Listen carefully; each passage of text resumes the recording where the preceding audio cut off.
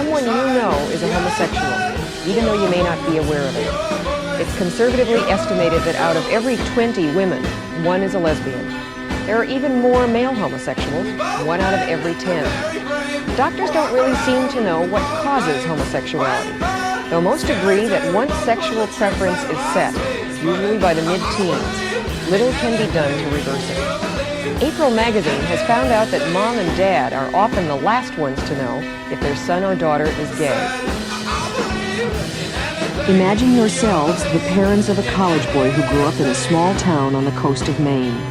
You receive the following letter from your son.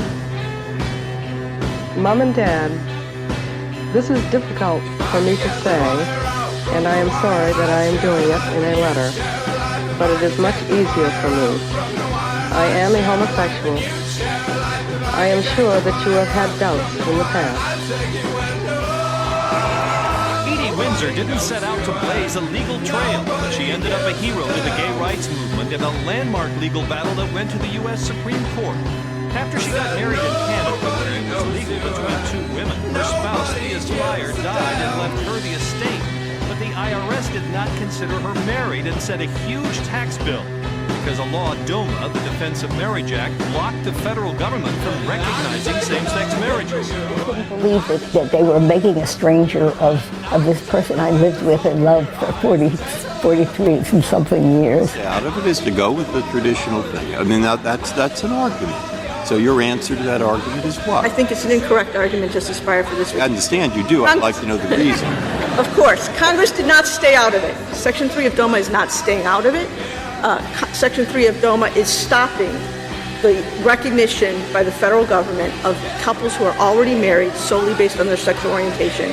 And what it's doing is undermining, as you can see in the briefs of the states of New York and others, it's undermining the policy decisions made by those states that have permitted gay couples to marry.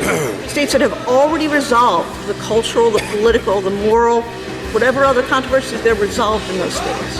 And by fencing those couples up, couples who are already married, and treating them as unmarried for purposes of federal law, you're not taking it one step at a time, you're not promoting caution, you're putting a stop button on it, and you're having discrimination for the first time in our country's history against a class married couple. You guys now know that the Supreme Court has announced its decision in Windsor versus the United States. And we won everything we asked and hoped for. Wow.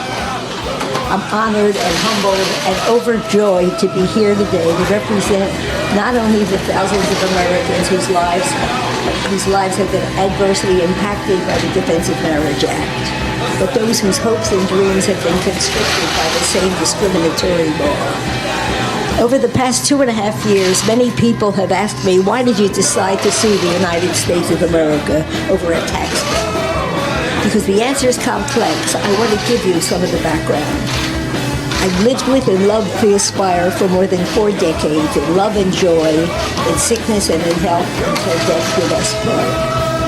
When Thea died in 2009 from a heart condition, 2 years after we were finally married, I was heartbroken. On a deeply personal level, I felt distressed and anguished that in the eyes of my government, the woman I had loved and cared for and shared my life with was not my legal spouse, but was considered to be a stranger with no relationship to me.